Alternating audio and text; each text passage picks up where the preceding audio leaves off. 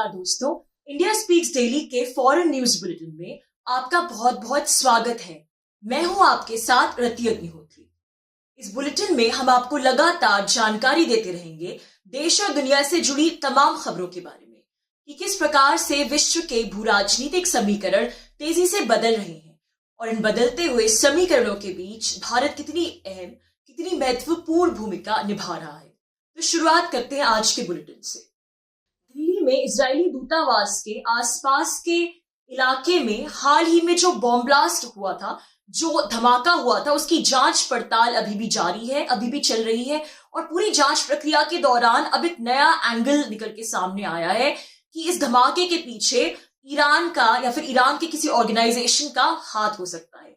जो बम धमाके की साइट थी, वहां एक पत्र बरामद हुआ है, एक नोट बरामद हुआ है जो कि भारत के इजरायली राजदूत को संबोधित था। और इस पत्र में, इस नोट में जनरल कासिम सुलेमानी का नाम है। वही जनरल कासिम सुलेमानी ईरान के, जो कि पिछले वर्ष अमेरिका द्वारा की गई एक एयर स्ट्राइक में मारे गए थे।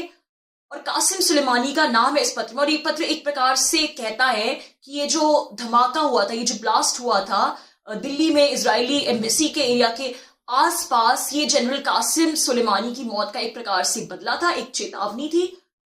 डोनाल्ड ट्रंप के शासनकाल में 2020 में ये एयर स्ट्राइक हुई थी, जिसमें जनरल कासिम सुलेमानी की, जो ईरान के जनरल थे, उनकी मौत हुई थी। और इसके बाद ईरान और अमेरिका के आपसी संबंध, विपक्षीय संबंध और भी ज्यादा बिगड़ गए थे। हालांकि पहले से ही बिगड़े हुए थे, क्योंकि डोनाल्ड ट्रंप शासन ने बहुत ही कड़ा रवैया अपनाया था ईरान के प्रति। उसके न्यूक्लियर प्रोग्राम को, न्यूक्लियर डील को, जो 2015 की न्यूक्लियर डील थी, उसे खारिज कर दिया था और ईरान पर तमाम तरह के प्रतिबंध लगा दिए थे डोनाल्ड ट्रंप सरकार ने। तो ईरान एक प्रकार से पूरी अंतर्राष्ट्रीय कम्युनिटी के बीच अलग थलग हो गया था, एलियनेट हो गया था।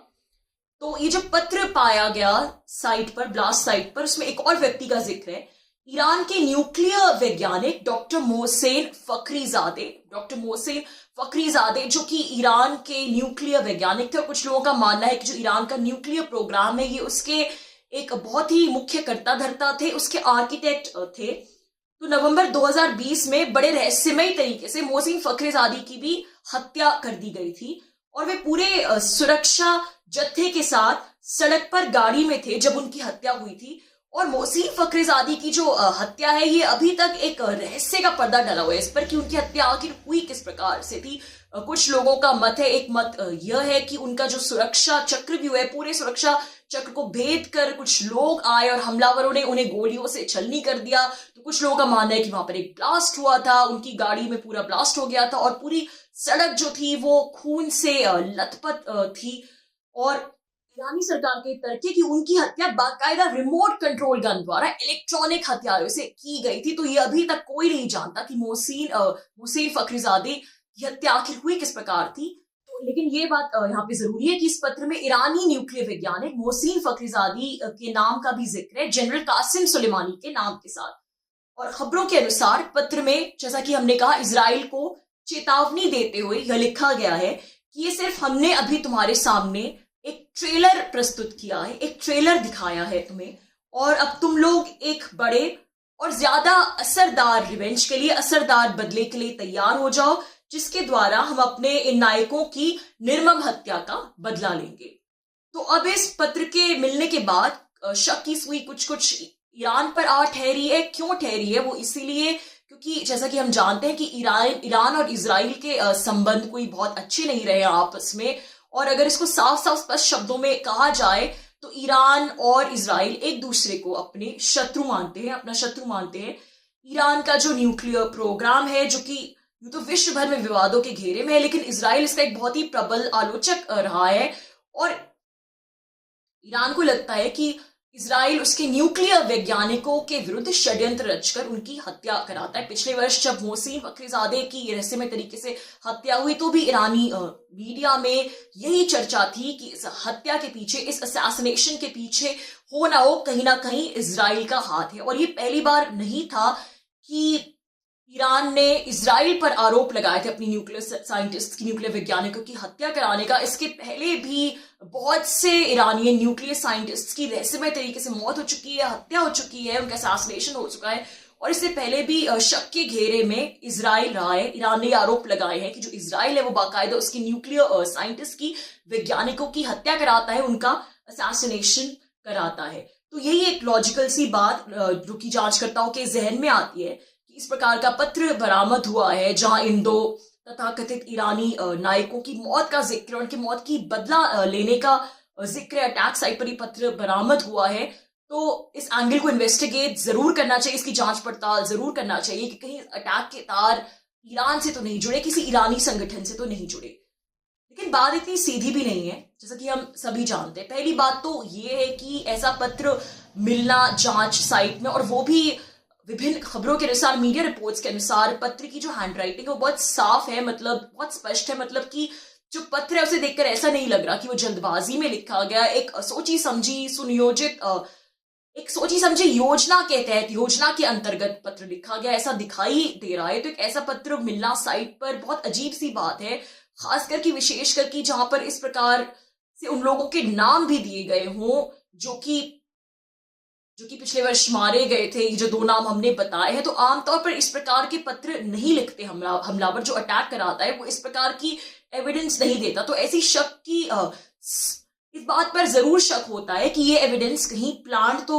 नहीं की गई और कोई तीसरा तो नहीं है। ऐसी संभावना जरूर बनती है जो कि इजराइल और ईरान को आपस में भिड़ा रहा है, मजे ले रहा है और बीच में भारत को भी फंसा रहा है। क्योंकि एक अजीब सी बात है कि अगर ईरान को इजरायली एम्बेसी पर अटैक करवाना भी होगा तो वो उसके लिए भारत की धरती को ही क्यों चुनेगा, भारत की राजधानी में ही क्यों अटैक करवाएगा।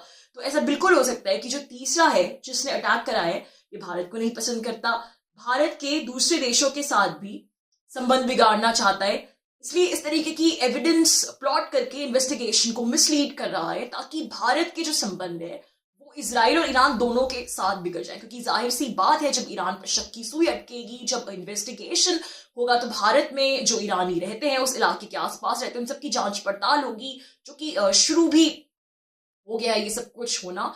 तो जिसने भी ये कराया है वो शायद चाहता है कि इससे भारत और ईरान के बीच में गलतफहमियां पैदा हो जाए। फिर अगर भारत ईरान का साथ देगा तो इजराइल और भारत के बीच, तो इस प्रकार से कोई ऐसा लगता है, ऐसी संभावना हो सकती है जो चाहता है कि भारत के इजराइल और ईरान दोनों के साथ संबंध खराब हो जाए। क्योंकि इजराइल और ईरान दोनों की आपस में नहीं बनती, इसके बावजूद लेकिन भारत के दोनों के साथ बहुत अच्छे संबंध है। ईरान के साथ भारत की बहुत ही घनिष्ठ मित्रता रही है और ऐतिहासिक सांस्कृतिक विरासत है एक मिली जुली, और इजराइल के साथ भी भारत की बहुत ही सशक्त साझेदारी रही है विभिन्न क्षेत्रों में। तो अब ऐसा वो कौन है जो चाहता है कि भारत के दोनों के साथ संबंध बिगड़ जाए, साथ ही भारत में आंतरिक अस्थिरता भी फैल जाए, जो कि आग में घी डालने का काम करे और जिससे लोगों को लगे, भारत के नागरिकों को लगे कि तो बहुत ही गैर जिम्मेदाराना सरकार है, इस प्रकार का हमला हुआ है, अटैक हुआ है, हम लोग क्या सुरक्षित नहीं है। तो इस प्रकार का परसेप्शन जो क्रिएट करना चाहता है, ऐसा कौन तीसरा है, आप खुद ही सोच सकते हैं, हम कोई नाम नहीं लेंगे। इजराइल के अरब देशों के साथ भी संबंध सुधर रहे हैं, तो ये भी एक एंगल है, ये भी एक मुद्दा है। कुछ समय पहले ही इजराइल ने यूएई और बहरीन के साथ पीस एग्रीमेंट साइन किया था, शांति संधि पर हस्ताक्षर किए थे। तो ये इजराइल के लिए पीस डील बहुत बड़ी बात है, क्योंकि पैलेस्टीन इशू को लेकर, पैलेस्टीन मुद्दे को लेकर अरब देश जाहिर सी बात है उसके विरुद्ध रहे, उसके खिलाफ रहे और एक प्रकार से अंतर्राष्ट्रीय मंच पर, वर्ल्ड स्टेज पर उसको एलिनेट करते आए हैं लंबे समय से। तो अगर गल्फ कंट्रीज, अरब देश उसके साथ इस प्रकार की शांति संधि कर रहे हैं, पीस अग्रीमेंट कर रहे हैं, तो ये कम से कम इजराइल के लिए रास्ते खुलते हैं कि इस पीस डील के बाद शायद सऊदी अरब के साथ भी उसके संबंध कुछ सामान्य हो पाए और एक वर्ल्ड कम्युनिटी के सामने, एक अंतर्राष्ट्रीय समुदाय के सामने इजराइल को एक्सेप्टेंस मिल सके। ईरान की चिंताएं इन सब बातों से बढ़ती जा रही हैं, क्योंकि ट्रंप सरकार ने उस पर वैसे ही इतने सारे प्रतिबंध लगा दिए थे, उसके ऊपर इजराइल की अरब वर्ल्ड से दोस्ती उसकी चिंताओं को और भी ज्यादा बढ़ा रहा है। लेकिन अब जो बाइडेन के राष्ट्रपति बनने से अमेरिका, ईरान और इजराइल, इन तीनों के आपसी संबंधों के जो समीकरण है वो कुछ बदलते से नजर आ रहे हैं। क्योंकि जहां एक तरफ डोनाल्ड ट्रंप का रवैया बेहद सख्त था ईरान के प्रति, उसके न्यूक्लियर प्रोग्राम के प्रति, उन्होंने 2015 की न्यूक्लियर डील को रिजेक्ट कर दिया था और ईरान पर तमाम प्रकार के प्रतिबंध लगा दिए थे। वहीं जो बाइडेन का रवैया नरम है ईरान के प्रति, वो दोबारा से न्यूक्लियर डील को लेकर ईरान के साथ नेगोशिएट करना चाहते हैं, ईरान के साथ वार्तालाप बातचीत करना चाहते हैं, और जिस न्यूक्लियर डील को ट्रंप सरकार ने खारिज कर दिया था उसे फिर से रिवाइव करना चाहते हैं जो बाइडेन। और इजराइल को अभी ये डर है कि अगर बाइडेन सरकार ने बिना किसी परिवर्तन के, बिना किसी तब्दीली के ईरान की सारी बातें मान ली और उसी टर्म्स एंड कंडीशंस पर न्यूक्लियर डील को स्वीकृति दे दी, उसे स्वीकार कर लिया, तो ईरान पर लगे सारे प्रतिबंध हट जाएंगे और तब ईरान की जो न्यूक्लियर रेस है उसे कोई नहीं रोक पाएगा और उसे मान्यता मिल जाएगी उसके न्यूक्लियर प्रोग्राम को। तो इन तेजी से बदलते हुए भू राजनीतिक समीकरणों के बीच में भारत की राजधानी दिल्ली में इजरायली दूतावास के पास एक अटैक हुआ इस प्रकार का, जहां से एक बहुत ही संदेह पैदा करते एक प्रकार का पत्र मिला, एक प्रकार का नोट मिला है, जिसमें इन दो तथाकथित ईरानी नायकों के नाम है और ये लिखा गया है कि जो कुछ भी हमला हुआ एम्बेसी की साइट के आसपास, वो इन नायकों की जो हत्या की गई थी, निर्मम इनका असैसिनेशन किया गया था, उसके खिलाफ, उसके विरुद्ध प्रतिशोध है। तो एक ऐसा पत्र मिलना अपने आप में एक बड़ी अजीब सी बात है और मन में कई शक पैदा करता है, क्योंकि जैसा कि हमने कहा कि अगर इस प्रकार का अटैक ईरान करवाएगा, ईरान के कोई संगठन करवाएगा, तो इसके लिए भारत की धरती आखिरकार क्यों चुनेगा? जो भी सच्चाई है वो आखिरकार सामने आ ही जाएगी। अभी तो जांच चल रही है, लेकिन ऐसा लगता जरूर है कि कोई तीसरा अवश्य है जो भारत की आंतरिक स्थिरता को भंग करना चाहता है और अंतर्राष्ट्रीय स्तर पर भी भारत की छवि को धूमिल करना चाहता है शायद।